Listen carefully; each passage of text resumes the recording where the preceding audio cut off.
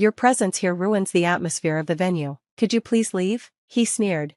Though he was technically my brother-in-law's father, his words cut deep. I had traveled a long way to celebrate my sister's wedding, only to find out I was an uninvited guest to the groom's family. What's the matter? Hurry up and leave. Just having someone like you here ruins the wedding, he spat.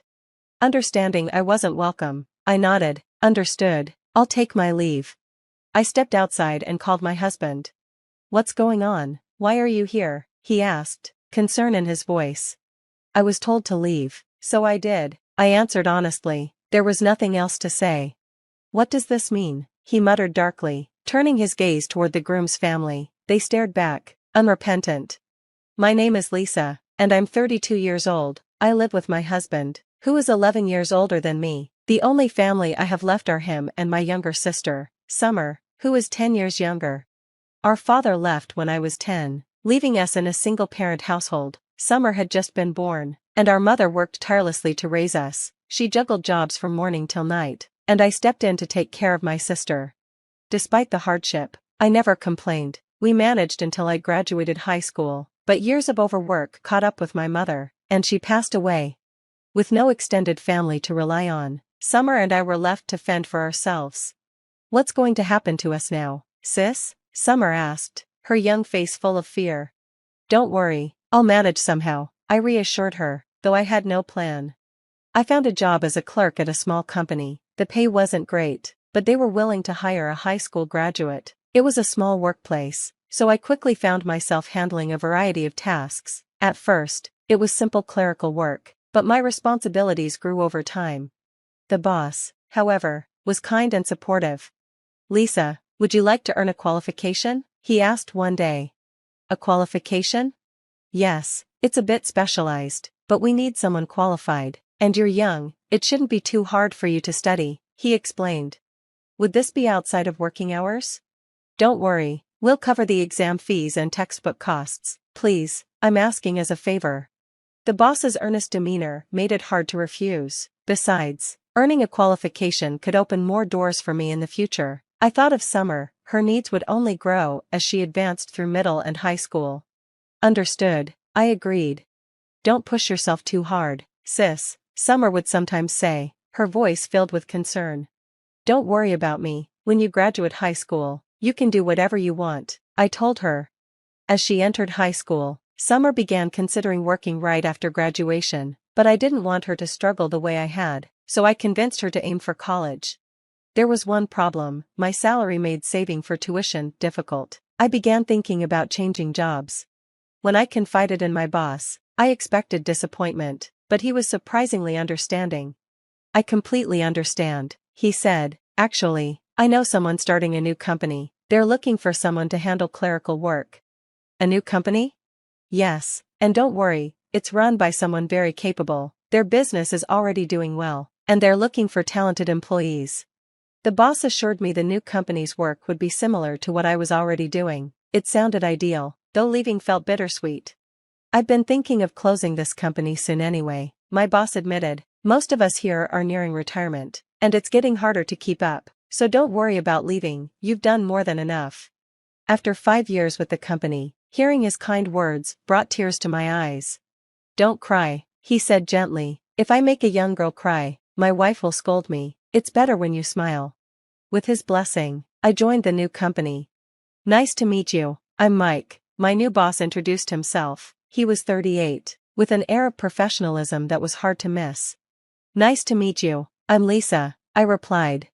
We really needed someone with your qualifications. You've been a great help already, Mike said warmly. If you could handle things at your previous company, I'm confident you'll excel here. Thank you very much, I said, feeling both nervous and excited for what lay ahead. I was nervous, but I think I handled it well. Before I knew it, Mike's company had become my new workplace. It was a startup, aggressively expanding, and Mike was at the center of it all. Though it was a new company, it seemed well-backed, with many big projects already on the table.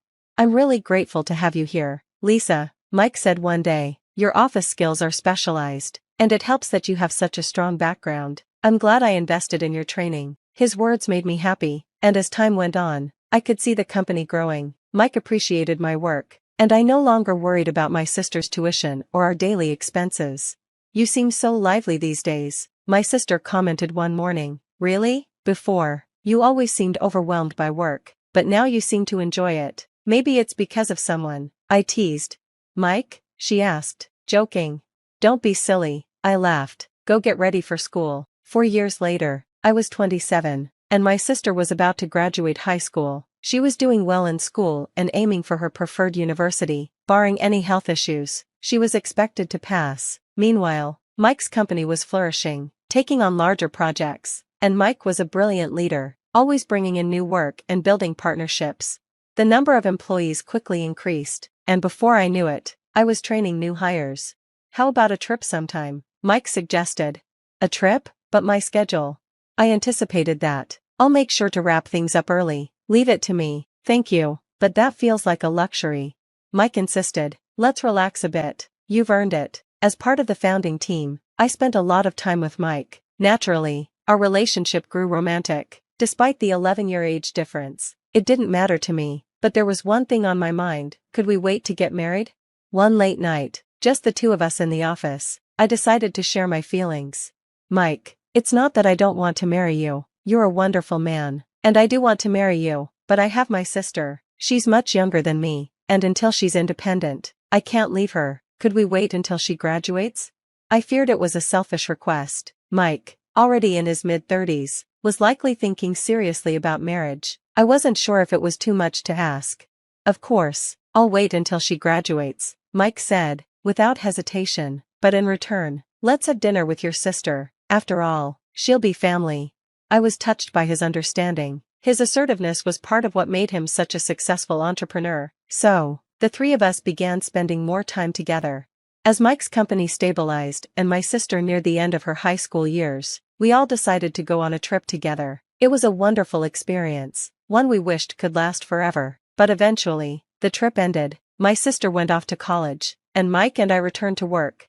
Since the university was nearby, my sister still lived with me, but I knew we'd see less of each other. Around that time, she told me she wanted to get a part-time job. "Sure, everyone starts with no experience," I said, though I was still a little worried.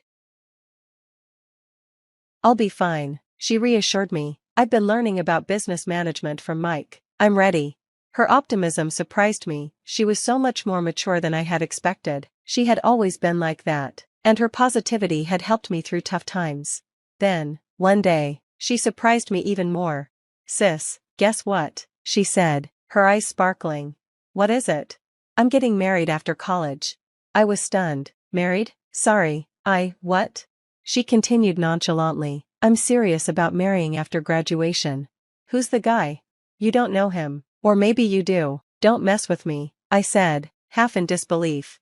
In the summer of her junior year, she announced her plans to get married. I was completely shocked, though she often said surprising things. I hadn't expected her to go this far. The word marriage was sensitive for me, especially considering my thoughts about Mike and me. "Remember the business seminar?" she asked. I clicked with a guy there. He's planning to start his own company, and he's a good guy, so I thought, why not marry him? "Marriage isn't something to take lightly," I said, my voice rising. "It's a big commitment, a lifetime decision." I almost expressed my bitterness about our parents, but held it back.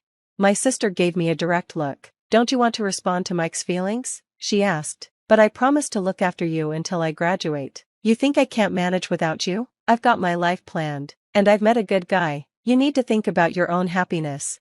Tears welled up in her eyes. She was no longer the little girl I had cared for. "Unless you get married first, it's awkward for me," she said. "I guess so," I replied softly. Mike and I ended up getting married, and everyone at the company celebrated. Even my first boss came to offer his congratulations. But I still had one more task: meeting my sister's fiancé's family. Brian, her fiancé, seemed like a great guy. He was the eldest son of a small business owner. "The business is going to my brother, though," Brian explained. "Really?" I asked, curious. "I always wanted to start my own business," he said, "and I liked the idea of working with our family business, so we decided to start our own company together." "That's how we met," he added, smiling. "Pretty cool, right? We've already incorporated, even as students. Student entrepreneurship isn't that uncommon these days." I was an employee myself, so I couldn't fully follow their discussions, but Brian's family seemed like good people, and I felt he was compatible with my sister. I didn't worry about their future. It was Mike who had introduced Summer to Brian, and he had played a key role in connecting them. I was grateful to him. Our first meeting ended on a warm note, but I still had to meet the rest of Brian's family. It was a natural step, now that we were becoming relatives, but the business owners made me nervous. Strangely, they asked me to come alone. Lisa, yes? I believe you're here to discuss your sister's marriage to Brian. That's correct, I replied, trying to remain composed. That's not why we called you. My father-in-law's voice was sharp. We're here to ask you not to get involved. I was taken aback. What do you mean? You never went to college, you lost your parents, and while Summer seems capable, you certainly don't. Don't expect any help from us. I have no intention of relying on you. I shot back. I've worked hard all my life, supported myself, and planned for my future with Mike. Whether I retire later or not is none of your concern. Words are cheap, my father-in-law sneered. There are many unreliable people out there. We'll invite you to the wedding out of courtesy, but afterward, stay away. The people attending will be far above your station. It would be embarrassing for you to show up. Their laughter echoed with scorn, and I couldn't bear it any longer. When my sister gets married, she'll have a proper family with Brian. Let's hope she doesn't end up like you, they added cruelly. Tears welled in my eyes, but I held my head high as I excused myself. I won't miss my sister's special day, I said firmly, though my voice trembled. As soon as I was outside, I half ran home, tears streaming uncontrollably. No matter how much I washed my face, the pain lingered. Looking at my red, swollen eyes in the mirror, I whispered to myself, I'll never let them see me like this again. The insults didn't just hurt me, they felt like an attack on everyone who had supported me throughout my life. But no matter what, I resolved to attend my sister's wedding. Watching her get married felt like a final act of letting go, a passing of the torch. Time flew by, and soon, her college graduation and wedding day arrived. You'd better come to my wedding, sis, my sister teased. I've planned an amazing day. I wouldn't miss it for the world, I replied with a smile, hiding my unease about seeing Brian's family again. The venue was extravagant, and the guests exuded wealth and prestige, dressed in formal wear. I felt overwhelmed but kept my composure as I showed my invitation to the usher. He guided me to a private room. As soon as the door opened, mocking voices greeted me. So, you actually came. You really don't understand social cues, do you? Standing before me were Brian's father, mother, and younger brother Dustin, all dressed in high-end suits and designer attire. Why are you here? Dustin sneered. Do you not realize how far beneath us you are? Having someone like you here lowers the venue's prestige. You weren't really meant to show up, his father added. Even though we invited you, we expected you to know better. Get the guards to remove her, Dustin said dismissively. The flood of insults continued, cutting deep. I endured them silently until they crossed the line. What if Summer ends up like you? Dustin spat. She won't, I snapped, my voice shaking. Summer is hardworking and smart. Besides, she and Brian are starting their own business together.